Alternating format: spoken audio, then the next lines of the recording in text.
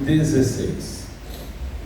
A Vanessa usou uma expressão aqui que é um chavão, né? Esse é o meu mantra, né? Então, esse é o meu mantra, né? Há alguns versos, alguns textos, algumas promessas de Deus que se tornam a nossa segurança, que se tornam a mão amiga, aquilo que a gente repete para poder lembrar nas horas que precisamos de um pouco mais de capacidade do que conseguimos ter. Eu me formei em teologia em 1987, comecei o ministério em 88. Casei com Miriam, casamos, portanto, em 3 de julho de 88. Né? E quando a gente faz teologia, a gente tem a maior alegria de estar na mão de Deus e ir aonde Deus mandar. Né? Mas a vida real não é tão fácil quanto a teoria da vida real. Miriam tinha nascido em Santo André, nunca tinha saído de Santo André. Nunca. Para passear, o mais longe que foi para o Paraguai. Internacional. Mas via de regra, ali era a casinha dela. E quando Deus me chamou, adivinha qual foi o primeiro lugar que Ele me chamou para ser pastor? Em Santo André. Então eu fui pastor do Colégio de Santo André, pastor auxiliar na Igreja Central de Santo André. Passei por 3 pastores, pastor Pita, pastor Jonas Arraes, pastor Eloy Miranda e depois o Jonas Arraes. Fui pastor depois transferido de um tempo que era pastor ali para o meu primeiro distrito, primeira igreja que eu era pastor sozinho, Mauá. Mauá é o vizinho de Santo André, ABCD. Aí o que aconteceu? Continuamos morando em Santo André, eu ia para Mauá. E a minha esposa que lá atrás tinha combinado comigo, que iríamos aonde Deus mandar, né? Estava feliz da vida porque Deus só mandou para eu ficar no quintal de casa. Eu estava na igreja e a Miriam estava na escola dando aulas. Ela é professora de formação há 45 anos no ministério. E aí eu recebi um telefonema. Quando eu cheguei em casa, tocou o telefonema. Naquela época não existia celular. E o telefonema era insistente da União, pastor Pavel Moura, então, hoje falecido. Disse assim: pastor, faz tempo que eu estou te ligando. Eu estava em Mauá fica vizinho, né? Falei: então eu preciso te falar com urgência. O senhor está recebendo um chamado para ser departamental de jovens na Associação Brasil Central, em Goiânia. O senhor está sendo chamado para mudar para Goiás. Eu falei: uau, pastor. Eu estava há 2 anos só em Mauá, assim como o pastor Anderson saiu daqui com 2 anos só. Essas coisas são mais difíceis, porque você não completa o ciclo, você está no meio do ciclo, você está construindo. E Mauá, quando eu cheguei, tinha um problema sério de construção, e eu estava exatamente no meio desse ciclo. Eu falei: pastor, aqui em Mauá tem uma obra grande que a gente está fazendo, de 3 andares, começada por Hélio Ler, depois a CPB mudou a obra, ficou abandonada, eu retomei a obra, e nós estamos já em fase final, demos um avanço histórico, que é uma construção que estava parada há mais de 20 anos. Então, pastor, me deixa mais um pouco aqui. Ele falou: pastor, é um chamado para o senhor ir para Goiás. O que o senhor responde? Eu falei: posso falar com a minha esposa? Ele falou: pode. Daqui 5 minutos eu te ligo de volta. E desligou. Eu disse: 5 minutos não dá. Nem consigo chegar nela, está numa sala de aula. Aí usei um pouquinho da amizade, da influência. Eu fui pastor no Colégio Santo André e pedi uma gentileza que a coordenação fosse até a sala de aula e pedisse para minha esposa sair da sala e atender um telefonema urgente meu. E eles fizeram essa bondade. Eu conhecia todo mundo, coordenadora, né, orientadora. Uma delas assumiu a sala no lugar da minha esposa. Minha esposa veio preocupadíssima: o que aconteceu? Porque eu jamais iria tirá-la de sala de aula. Falei: amor, recebi um telefonema da União, estamos sendo chamados para mudar para Goiás. Falei: amor, não chora que eu tinha 5 minutos, agora tem uns 3. Amor, o que eu vou responder? Falei: amor, já acabou meu tempo, para para de chorar e responde, eu preciso saber o que eu vou dizer. Vamos ou não vamos? Ela, você que sabe. Vamos, desligou. E eu olhei e falei, meu Deus, eu não tenho luz nenhuma ainda. E ligo o Pavel. Pastor Pavel Moura. Alô, pastor Elton? É Pavel? Liguei para saber a resposta. O senhor aceita ou não aceita? Ligou para sua esposa? Liguei. E o que ela falou? Você que sabe. E chorou. Falou, então se eu quiser, você vai. Tchau. Desligou. Eu falei, não, eu não falei para você que sabe. É eu que sei. Eu não consegui responder porque ele desligou. E eu aprendi desde cedo com meu pai que quem manda, pode. Quem não pode, se tem juízo, obedece. Né? Aí a minha esposa chegou à noite e falou, e daí? Eu falei assim, amor, eu falei, você que sabe. Mas não era para ele. Eu sei, amor. E agora? Eu falei, agora que amanhã eu estou indo para cá. Amanhã? Não. Deixa eu. Falei, amor, amanhã eu tenho que estar na rodoviária. Depois vieram os aviões, viu, pastor? Naquela época, essas histórias muito velhas, a igreja não conseguia chegar no avião, era outra história, né?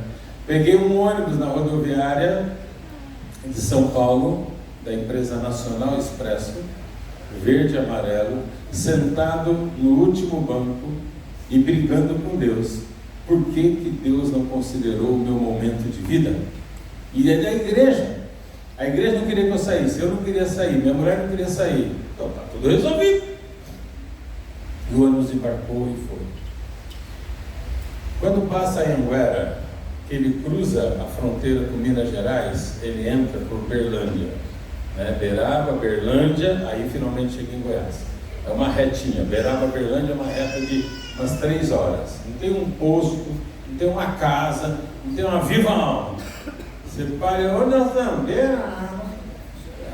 E agora? Beraba. Aí você pensa que vai mudar para falar Goiás e fala assim, Berlândia. Aí é mais. Quando ele cruzou a fronteira, que eu vi escrito, bem-vindo ao estado de Minas Gerais, aí eu comecei a chorar. Eu comecei a brigar com Deus. Eu falei, meu Deus, por quê? Por quê?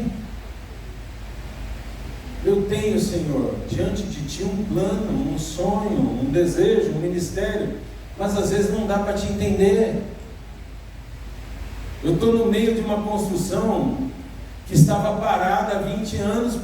Se eu não estou lá agora, Senhor, quem vai tocar essa construção? Ela está vindo à base de milagres. Os irmãos não tinham poder aquisitivo, nem para contratar um pedreiro.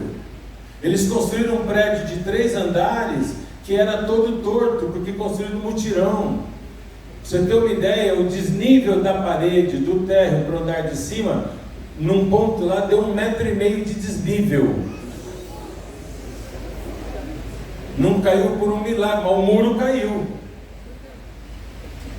E eu estava tentando corrigir tudo isso para que a igreja pudesse frequentar de verdade o seu culto numa igreja acabada. E agora o Senhor me tira daqui, por quê, Pai? E Deus não respondia nada, e eu falei, Senhor, quando é que o Senhor vai responder? Eu estava sozinho, não tinha ninguém do meu lado, eu estava orando e brigando e realmente chorando. E Deus então falou no meu coração muito forte, dizendo assim, como é que eu vou responder? Você não cala a boca? Eu sou educado. Enquanto você está falando, eu estou ouvindo, continua desabafando, vai tranquilo. Mas quando você quiser ouvir minha resposta, cala a boca e abre a Bíblia.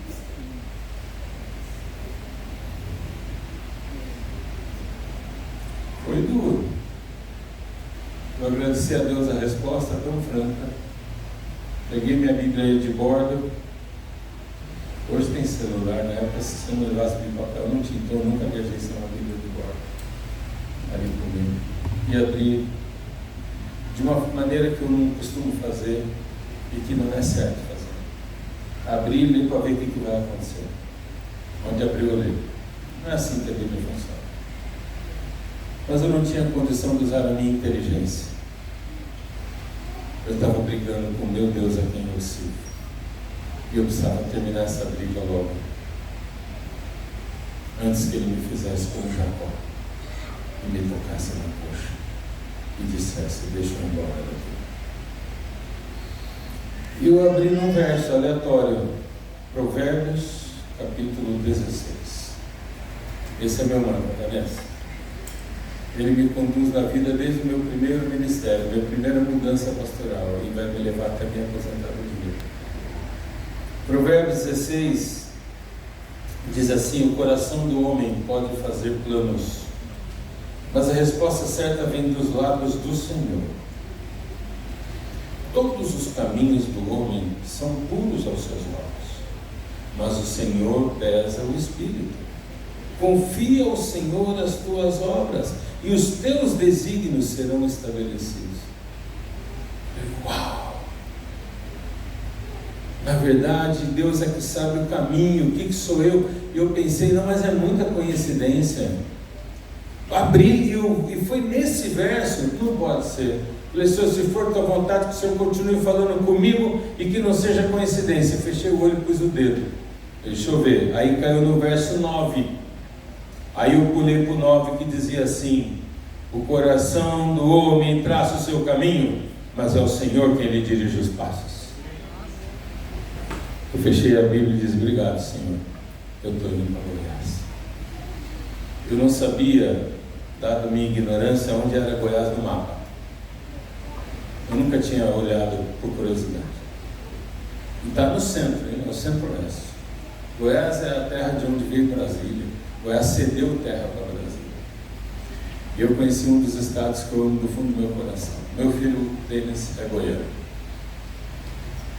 Lá em Goiás eu sofri um acidente que eu perdi a minha orelha, num capotamento. Eu estava pegando meu filho, indo para casa para a gente fazer acampamentos de carnaval. O departamental de jovens vai num monte de acampamento. Eu tinha pressa. E um carro resolveu me fechar e me jogou para dentro do rio, na Marginal Botafogo. E quando arrebentou o guarda-reio, eu tinha pego o Dani na escola, na crechinha, na verdade. E ele estava em pé. Naquela época não existia cadeirinha. O Brasil não usava cinto de segurança, mas eu tinha raiva. Dizia que cinto de segurança era perigoso. Não sei quantos pegaram a sério. Carro de 4 portas não presta. Esse era o Brasil do Fusca, né? Então o Dani estava em pé no banco, ao lado do banco do passageiro. E um pouco antes de eu ser fechado, eu falei: Dani, desce daí, por favor, desce já, aí é perigoso. Eu falei: essa noção eu tinha. Só que ele, ao invés de descer e ir para o banco de trás, que é o que eu pensei que ele ia fazer, ele desceu e sentou no assoalho do carro, lá embaixo do porta-luva. Quando ele acabou de sentar no assoalho, o carro me fechou e me jogou por rio. Eu tentando não deixar o carro cair no rio, até que o meu carro arrebentou o guarda-reio para cair totalmente no rio. Olha que eu não tinha mais guarda-reio para segurar, eu só virei com tudo o volante na direção contrária para tentar fazer com que ele não caísse no rio. E ele já saiu, porque ele já estava com 2 rodas para o lado de lá da guia da estrada da rua. Então ele já saiu capotando, deu 3 piruetas, deu 2 voltas e ficou parado com o teto para baixo. O Dani, meu filho, sentou no único lugar do carro, o único, que não foi afetado. Se ele tivesse ido para trás como eu mandei, ele teria morrido. Mas ali onde ele sentou, ficou que nem um cofre forte. Conforme o carro foi capotando, o motor, o porta-luvas, a parte traseira, tudo foi se protegendo. E o assoalho onde ele ficou não sofreu nenhum amassadinho. Consequência, o Dani não machucou nada. Uma criança num capotamento, na frente, no banco da frente, não machucou nada. Oi? Ela está dizendo que entrou um casquinho de vidro aqui no dedo. Está dizendo assim. Ele, como é que é? Quando aqui aconteceu nada, ele machucou um pouquinho aqui no dedão e fez um cortezinho do vidro que bateu aqui embaixo, que quebraram todos os vidros do carro, né? Então ele teve um curativo de band-aid terrível. Um capotamento também, né?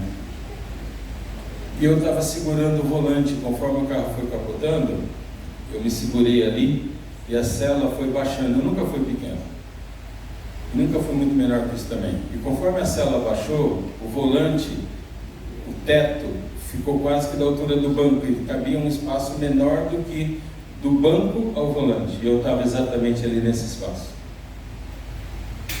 Não aconteceu nada comigo, mas uma das minhas orelhas, essa aqui, foi arrancada fora, essa orelha aqui. Conforme o teto subiu, ele jogou o retrovisor como um projétil, e o retrovisor saiu arrancando minha orelha. Outro milagre. Na hora que eu olhei assim, o carro de ponta cabeça, eu estava de ponta cabeça, o Dani estava certinho, porque agora ele estava sentado na parte do teto do carro, e ele com o olho assustadinho, arregaladinho. Dani tinha mais ou menos 3 anos de idade. Ele olhou para mim e falou: pai, e agora? Agora, filho, o papai vai sair e vai tirar você. Você espera sentado aí. Tá bom, pai. E eu vi que ele não tirava o olho de alguma coisa no meu rosto, então eu pus a mão e vi que estava o sangue que nem uma torneira aberta. Ele não jorrava nem longe e nem de pouco, era um fio constante de sangue caindo. Quando eu vi que caía muito sangue, eu olhei, vi a orelha, trouxe para cá, segurei para o meu filho não ver. A minha orelha ficou pendurada por esse brinquinho ali que a gente tem. Ela saiu totalmente da cara, então ela estava aqui. Aí eu peguei a orelha, pus aqui, segurei para ele não se assustar demais. Saí pelo buraco do vidro, que não era o lugar dele, nem sei como é que foi isso. Sim. Porque eu vi que o carro de ponta cabeça, o álcool, que era movido a álcool, estava jorrando, fiquei com medo de pegar fogo, aquela coisa. Então eu saí o mais rápido que eu pude, me arrastando pelos escombros lá, e consegui puxar o Dani. Quando eu levantei, segurando ele numa das mãos, a orelha na outra das mãos, o motorista que fez o acidente acontecer parou. Ele estava desmaiando de terror do que aconteceu. Ele me fechou propositalmente, ele queria me provocar para tirar a rachinha, segundo ele falou. E ele dizia assim: eu não vi que tinha uma criança, então se não tem criança eu posso jogar no rio. E aí ele falou: e agora, o que eu faço? Ele estava chorando. Eu falei: você me leva no hospital, porque o meu carro não sai do lugar. Ele leva imediatamente no hospital. Ele me levou no Hospital Santa Genoveva. Ele estava tão mal, ele que causou o acidente, quando chegou lá, a enfermeira pegou ele, deitou ele na maca, e eu falei: e eu e o menino? Ele falou assim: calma que vocês estão bem, vou tratar dele primeiro. Eu falei: não, senhora, o carro dele não capotou, foi o meu que capotou. Ele falou: e ele, o que aconteceu? Me fechou. Eu falei: ah, não, então deixa ele morrer. Morre aí, ó, safado. Ele me botou na maca e me levou para a sala de cirurgia. Eu falei: e meu filho? Ele falou assim: tem uma equipe que vai cuidar dele. E eu fui para a sala de cirurgia com o coração dilacerado. A minha esposa estava grávida do Denis. De quantos meses, amor? Uns 7, né? Mais ou menos 6, 7. É só ver a conta. Foi em fevereiro, o Denis nasceu em junho. E eu pensei, na hora que ela receber a notícia, ela vai perder o meu filho. No susto. E o meu filho que estava comigo, que não está comigo agora, para onde foi? Como é que eu vou organizar tudo? Quando entrou na sala de cirurgia, eu vi que o médico tremia. Literalmente. E eu falei: o senhor está bem? Ele falou: não, eu nunca fiz cirurgia, eu sou estagiário. A única cirurgia que eu fiz foi numa laranja. Eu não cheguei ainda na fase de fazer cirurgia no porco. Falei: rapaz. Ele falou: e agora? Eu falei para ele: agora? Ele falou assim: agora que o médico cirurgião de plantão está na outra sala de cirurgia, porque era feriado de carnaval, e o hospital estava entupido de gente com problema. Eu falei: então tem que ser eu. Aí eu falei: e o senhor vai fazer o quê? Ele falou assim: não sei, o senhor tem fé? Mas eu, de vez em quando, eu ouço essas perguntas, né? Eu respondi que nem do borracheiro que estava de manhã no sermão. Eu falei: tenho, sou pastor. Eu falei: então você pode orar por mim? Eu posso. Aí ele pegou, pôs as mãos em cima do meu peito, eu pus a mão em cima da mão dele e orei e falei: Senhor, essas mãos vão me operar agora. Eu não sei como que ele vai operar, mas eu confio no Senhor. Guia essas mãos para que sejam as suas mãos. a cuidar da minha orelha. A minha orelha partiu em uns 30 pedaços. Ele ficou no colo dele montando a orelha, pedacinho por pedacinho. Tem um pedacinho da orelha que faltou. Se estiver perto de mim, eu te mostro. Tem um cantinho aqui, ó, que essa orelha tem, essa aqui não tem. Ele falou, faltou um pedacinho. Eu falei, põe o que achou. Eu consciente o tempo todo. E ele foi costurando com carinho. Ele dizia para a enfermeira falou para ele assim, que linha que eu pego, doutor? Falou, qual que se usa para cirurgia? Eu não vou lembrar os números, que aí ia ter memória demais, né? Mas ela, tipo assim, olha, os médicos usam 0,3, então me dá 0,3. Não tem, acabou. Qual é a próxima? 0,4, mas acabou também. Qual que tem a 0,7? Dá certo? Não para cirurgia delicada, ela é muito grossa, mas é a única que tem. Então me dá a que tem, é o que nós vamos fazer hoje. E eu vendo tudo isso pensando, Senhor, você podia dar um jeitinho nessa história diferente, né? E a minha grande preocupação chamava-se minha esposa, meu filho em algum hospital que eu não sabia onde era, e a gravidez dela. Quando eu saí dessa área de cirurgia, umas 4 horas mais ou menos de cirurgia durou, que vão empurrando, eu falei, gente, eu preciso ligar urgente para minha esposa. E a enfermeira que empurrava a maca falou, não precisa. Ela está indo. Aqui no hospital. Eu olhei, tinha umas 30 pessoas no saguão do hospital, cantando hinos e me aplaudindo. Quando a igreja soube que eu tinha capotado o carro, uma pessoa ligou para o seguro e já fez todo o acionamento. O meu carro já havia sido guinchado, já estava na garagem, lá no estacionamento de seguro. Eu já tinha recebido uma informação dizendo que a minha apólice de seguro daria um carro novo em 2 dias. Eu nem sei como é que fez esse documento, porque ele trabalhava com documentação assim. Então ele mesmo mexeu com o documento para lá e para cá. Sabe onde ele achou meu documento? Na avenida, porque ficou tudo caído lá. Ele foi na avenida, pegou meu documento, mandou guinchar meu carro, acionou o seguro e ele já tinha na mão o documento impresso que ele havia imprimido para me dizer, está aqui, pastor, daqui 2 dias eles vão te dar o dinheiro do carro, você pode comprar outro já.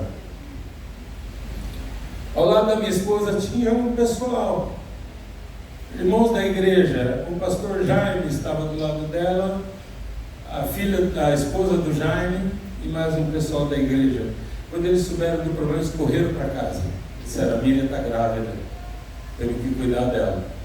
E ele já pôs a mão no ombro e falou, Miriam, houve um acidente, teu filho e teu marido sofreram um acidente, mas eles estão bem. E eu vim aqui para te levar para o hospital, que é para você não ficar nervosa, saber que eles estão bem. Você vai ver com seus olhos. Eu falei, o que aconteceu? Ele capotou o carro. Meu Deus, calma, eu já vim aqui para você não fazer isso. Vamos lá para o hospital, você vai ver, não precisa ficar preocupado. Você tem um neném na barriga, cuida dele, que ele vai precisar nascer com saúde. Meu outro filho tinham levado no hospital especializado em criança de Goiás. E ele já havia sido passado por uma junta médica do hospital de criança, já havia sido levado de volta, feito tudo quanto é exame, raio-x, ressonância, e visto que ele não tinha absolutamente nenhum problema. Naquele dia eu falei, Deus, obrigado por me trazer para Goiás. Me perdoe por ter ficado na dúvida quando o chamado chegou. Porque enquanto eu estava em Goiás, o pastor Harder me sucedeu em Mauá, um pastor experiente, construiu a igreja. O pastor Teodoro Sampaio sucedeu o Harder e me convidou para fazer a inauguração da igreja. E eu descobri que eu não faço falta nenhuma. Eu sou apenas um vermezinho na mão de Deus. É isso que eu deixo para você no final dessa vigília. Se você me permite, lembrarei o verso e chamarei o hino do apelo. Pode vir à frente. Provérbios 16 diz de maneira muito clara e de uma maneira muito contundente: uma certeza de Deus para você e para mim, dizendo: fica tranquilo, queridos. E eu peço que você preste atenção num detalhe do verso que eu li, mas não chamei atenção para o detalhe. O coração do homem pode fazer planos, mas a resposta certa vem dos lábios do Senhor. Todos os caminhos do homem são puros aos seus olhos, mas o Senhor pesa o espírito. Presta atenção agora, o detalhe vem agora, tá bom? Verso 3. Confia no Senhor as tuas obras, e os teus sonhos se tornarão realidade. Você sabe que o plano que Deus tem para você é esse? O plano que Deus tem para você não é diferente do que o sonho que você tem. Deus não criou um plano para você e diz: filho, qual é o teu sonho? Não, esquece teu sonho. Agora eu sou Deus, eu estou no comando, vai fazer o que eu quero, porque eu sou assim. Não, Deus fala: qual é o teu sonho? Eu vou te dar o meu sonho para você. E se você não confiar em Deus e seus caminhos, eu vou fazer uma profecia: os teus sonhos não se tornarão realidade. Porque na mão do mundo, teus sonhos não passam de castelos de areia, que a onda destrói um dia após o outro. O sonho de Deus para você é tão personalizado que quando Ellen White narra no livro sobre a volta de Cristo e sobre os eventos finais, o título do livro, Eventos Finais, a hora que o salvo chegar na nova terra, cada um receberá a sua mansão. E a gente tem a impressão que Deus vai construir uma casa para você de acordo com o plano de Deus. Mas o texto bíblico diz assim: eu vou preparar o lugar para fazer a sua habitação, eu vou. Então, quando Cristo fala isso em João 14, ele diz assim: Deus é o pedreiro da sua casa, é o construtor da sua casa. E quem é o arquiteto? Ellen White fala: você. Ela diz que Deus vai tirar do teu sonho a estrutura do teu sonho para que a casa seja igual ao seu sonho. A nova terra não é uma coab de casas iguais, ainda que seja mansões, não é uma coab de mansões iguais, porque o meu gosto e o seu é diferente um do outro. E na hora que você chegar lá, ela diz assim: os salvos ao olharem, usando agora textos abre aspas, os salvos ao olharem a mansão preparada por Deus, dirão numa só expressão de louvor: é tudo que eu sempre sonhei. Até esse detalhe ela dá. Cara, é tudo que eu sonhei, é a casa, é a mansão do meu sonho. Você vai viver eternamente podendo continuar a trabalhar nessa mansão, personalizar, fazer o teu estilo acontecer. Pastor Holbrook disse que na mansão dele, pastor Robert Holbrook era da Conferência Geral quando falou isso, que na mansão dele ele queria entre a cozinha e a sala uma caverna, porque ele ama a espeleologia. E ele queria ir passando pela caverna e quando chega na cozinha já está com fome, aí já vai comer, né? É o sonho dele. O meu sonho, eu vou te dizer, minha casa vai ter 327 quilômetros de tamanho, de terreno. Não inveja, tá? Quem inveja não vai para o céu. Se você gostar do meu sonho, fala assim: gostei, vou fazer o sonho igual. Aí pode, tá? Por quê? Porque eu gosto de muita coisa que eu aprendi a gostar com os provadores. Se eu tivesse dinheiro aqui na terra, minha casa ia ter que ter mata, ia ter que ter rio, ia ter que ter caverna, ia ter que ter cavalo, ia ter que ter leão, ia ter que ter bicho à vontade, fica tudo solto, tranquilo e calmo. Entendeu? E Deus sabe o quanto eu amo viver nessa integração linda.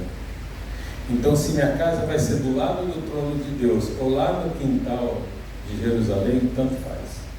Mas que seja uma casa que eu possa olhar e dizer: Deus, é tudo que eu sempre sonhei. Eu amo andar a cavalo. Não sei se o cavalo ama até hoje, mas eu amo. Na minha lua de mel, meu sonho era andar a cavalo com a minha mulher tirando uma foto, depois ela anda e eu tiro uma foto. Aí eu vou passar lá de manhã em Campo Jordão. Primeiro presente que eu comprei, sabe, lembrança de Campo Jordão? Comprei um chicote e dei para ela. Ela olhou e falou: o que você pretende com isso? Que estilo de casamento você acha que nós vamos ter? Eu falei: não, é que eu gosto de cavalo. Ela falou: mas eu não sou ego. Eu falei: eu sei, é só um chicote. Não é verdade, pior que é tudo verdade. Aí eu fui aluguei um daqueles cavalos, sabe? Aluga esse cavalo. Montei no cavalo, empilhei o alazão. Falei para a mulher, fica no meio da rua, eu vou galopando. Aí você tira uma foto, porque na época era retrato, meu irmão. Tinha que virar o filme na maquinazinha da xereta. E você só ia saber se deu certo um mês depois, quando você revelava. Eu falei, capricha, amor, que a foto custa caro. Vai, empilha, bota a foto. Quando a máquina estiver no ponto, eu vou embicar nessa rua com o cavalo, mas no galope. Aí você vai no meio da rua, tira a foto, sai que eu passo. Não vai dar certo? Eu vou, vai, claro que vai, fica tranquilo, eu domino o cavalo. Aí ela foi no meio da rua e falou, tá, então vem. Eu, amor, tá muito rápido. Falei, então tira a foto rápido. Amor, não vai dar. Falei, tira, por favor. Não dá, tira e sai. Ela, tá, saiu. Quando revelou a foto, tá lá, os meus 2 pés e as 4 patas do cavalo. Tá no álbum da minha lua de mel essa foto. Eu escrevi assim, o de cima sou eu. Porque ninguém enxerga quem é, né? Agora é a sua vez. Falou, amor, eu nunca montei no cavalo. Falei, mas aqui fica tranquilo, porque isso não é cavalo, é pangaré. Cavalo bom não se aluga aqui, tem que ir lá no Aras. Esses cavalos, amor, são cavalos muito ruins. Ele falou, então, mas eles são bravos. Eu falei, não são. Falou, olha a cara de bravo deles. Só um pouquinho. Fui no homem que alugava cavalo, falei, por favor, o senhor tem um cavalo ruim? Ela falou, todos. Eu, mas o senhor tem um que não anda? Ele falou, tem 2.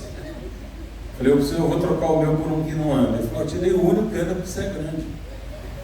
E esses aqui, eu não sei se ia aguentar muito seu peso. Falei, então me dá o que não anda, que é para minha esposa montar. Ele falou, pode ser o sem noção? Falei, pode. Ele anda? Não. Falei, então tá bom. Devolvi o cavalo, desci. Falei, então vamos lá. Não, ele não anda, traz a sua mulher. Eu falei, ixi, amor, vamos lá que o cavalo não anda. Ela não vai disparar? Eu falei, nem que uma abelha pique a orelha dele. Aí ela pegou, chegou lá, olhou e falou, amor, olha a cara de bravo do cavalo. Aí o moço falou, dona, ele não fica bravo nem que eu bata nele. Só pode montar que ele não sai do lugar. Então o senhor segura ele para montar? Não, ele não sai do lugar, pode montar. Eu falei, moço, segura e deixa ela montar. Ela quer ver você segurar. Aí ele segurou e falou, tá bom, então a monta. Aí ela montou no cavalo, ela falou, tira rápido a foto, hein? Aí eu fui rapidinho e falei, segura as rédeas você. E se ele disparar? Não vai disparar, amor, segura a rédea. Aí eu tirei a foto, pá, tá lá no álbum, o cavalo. Minha mulher. O sonho dela é diferente do meu. Você acha que ela quer ter cavalo na nova terra? Basta um burro feito eu. Sabe, irmãos, quero deixar bem claro para você, é que Deus, Ele está no controle desse universo. E queira você ou não queira, Jesus está voltando. Mas o plano dele não é voltar, é te levar. O que falta para você e sua casa estarem prontos para encontrarem com teu Deus?